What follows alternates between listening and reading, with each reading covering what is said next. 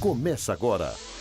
A informação como instrumento de cidadania do Tribunal de Contas do Estado de Mato Grosso. Na edição desta quarta-feira, você vai conferir. Como foi a primeira aula do projeto de ensino à distância? Que teve como tema o regime diferenciado de contratação. A palestra foi apresentada pelo ministro Benjamin Zinner. É o TC Notícias do dia 4 de abril que está no ar.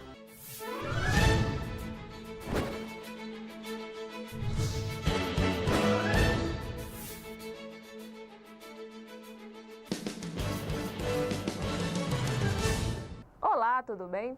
Hoje no TC Notícias vamos rever trechos da aula apresentada pelo ministro do Tribunal de Contas da União, Benjamin Zinner, sobre o regime diferenciado de contratação no projeto de ensino à distância do TCE. Então, o que nós vamos falar hoje é desse regime e a partir da seguinte programação que nós estamos contemplando. Vamos falar algumas considerações iniciais, falar da aplicabilidade do regime diferenciado, quem pode se valer desse regime, se ele é obrigatório, facultativo. Vamos falar das suas diretrizes e vamos ver que essas diretrizes estão afinadas com o que há de mais moderno em termos de licitação no Brasil. E depois vamos falar das fases do regime diferenciado. Vamos ver que existe uma única modalidade que pode ser aplicada nesse regime, com diversas fases. Aliás, licitação é um procedimento administrativo composto por diversas fases e que visa a assinatura de um contrato administrativo. Óbvio que nada disso muda, mas nós temos algumas novidades e esperamos explicá-las para vocês. Depois nós vamos falar dos contratos que nascem a partir da utilização desse regime licitatório diferenciado. A lei que foi promulgada, ela trata muito mais da licitação do que de contratos, mas há algumas normas importantes que devem ser explanadas. Em particular, a questão das obras ou serviços de engenharia, principalmente um novo regime de execução que é inaugurado por meio desse regime licitatório diferenciado, o regime da contratação integrada, e há mudanças muito importantes nesse âmbito. Depois falaremos de alguns procedimentos auxiliares previstos nessa lei. Isso é comum hoje em dia. Para além do procedimento licitatório, há a possibilidade da administração pública promover procedimentos extra-licitação que são estabelecidos à margem da licitação, mas que contribuem para as contratações feitas pelo Estado. Estou falando de regime de catálogo eletrônico, catálogos eletrônicos, estamos falando de cadastramentos, estamos falando de pré-qualificação, estamos falando também de registro de preços. E, finalmente, concluir alguma coisa a partir do que foi explanado. Bem, nós sabemos que qualquer lei que for promulgada no Brasil acerca da licitação, acerca de licitações e contratos, ela deve se plasmar, se pautar no texto constitucional, e, em particular, no artigo 37, inciso 21, que fala que, no Brasil, as compras, alienações, contratação de serviços de obras devem ser feitas por meio de processo de licitação pública.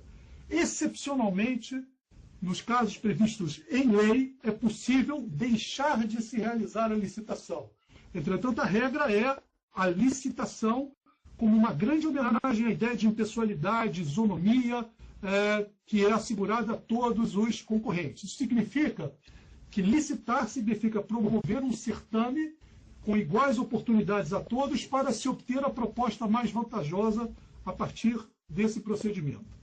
É isso que a Constituição assegura, é isso que prega, e qualquer regime licitatório estabelecido em lei deve homenagear. A União legisla sobre normas gerais de licitação e contratação administrativa. Isso significa que a competência para legislar ela é compartilhada entre a União, Estados, municípios e o DF, mas a competência para estabelecer as normas gerais de licitação e contratação administrativa é da União. Os Estados, municípios e o DF podem legislar de forma supletiva para atender às suas especificidades. Isso significa que esta lei, a lei do RDC, ela está contemplada como um conjunto de normas gerais aplicáveis a todos os entes que eventualmente são registrados na própria lei, como nós vamos ver. Só para que vocês tenham uma ideia, há diversas leis hoje que tratam de normas gerais de licitação no Brasil. A Lei 866, a Lei 10.520, que criou o pregão, a Lei 12.232, que cuida de licitações para serviços de publicidade.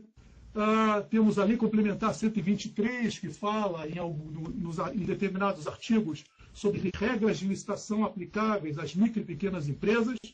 Portanto, o que nós temos hoje no Brasil é um conjunto difuso de normas legais que regem o procedimento licitatório.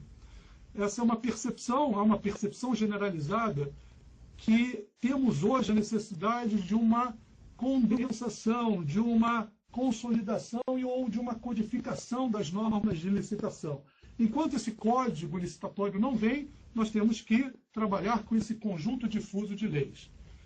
Vejam que o Brasil vai enfrentar desafios importantes, está enfrentando desafios importantes no campo dos mega eventos esportivos, como a Copa do Mundo e as Olimpíadas. Então, percebeu-se a necessidade de agilizar os procedimentos para essas contratações necessárias para a Copa do Mundo e para as Olimpíadas. Em função disso, foi editada a Lei 12.462, em agosto de 2011, que foi regulamentada pelo Decreto Federal, no âmbito federal, em outubro de 2011, pelo Decreto 7.581.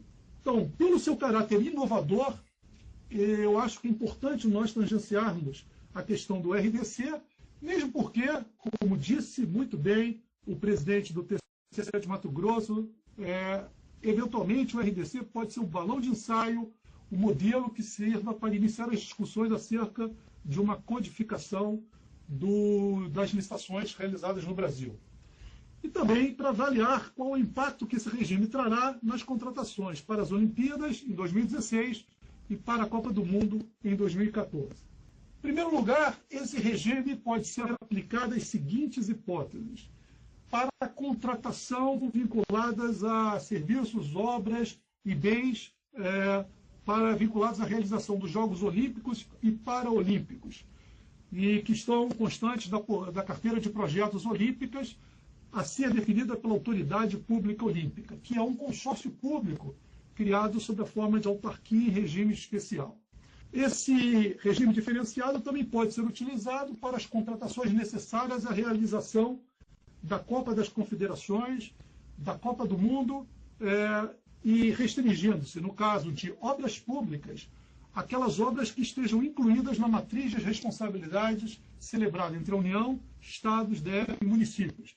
Essa matriz de responsabilidades ela se aperfeiçoa por meio de um decreto federal, onde são relacionadas todas as obras vinculadas à Copa do Mundo e à Copa das Confederações. Também o regime diferenciado pode ser utilizado em municípios distantes até 350 quilômetros das cidades sedes dos eventos antes mencionados.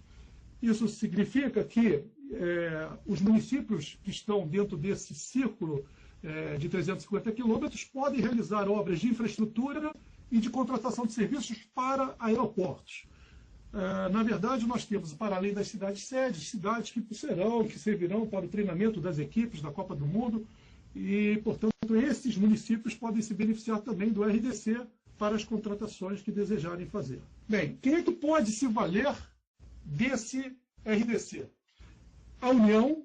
A União é óbvio que pode contratar por meio do RDC, como também os estados e municípios que abrigarão a Copa do Mundo e as Olimpíadas. Em particular, chama a atenção do estado do Rio de Janeiro e da cidade do Rio de Janeiro, que serão sede da Copa do Mundo e que abrigarão as Olimpíadas de 2016. Aqueles municípios que estiverem distantes, 350 quilômetros das cidades sedes, também podem se valer do RDC. E amanhã você continua a rever esse tema. Não se esqueça que a íntegra da aula está disponível no portal do TCE, assim como todas as edições do TCE Notícias. Nós nos vemos amanhã. Até lá!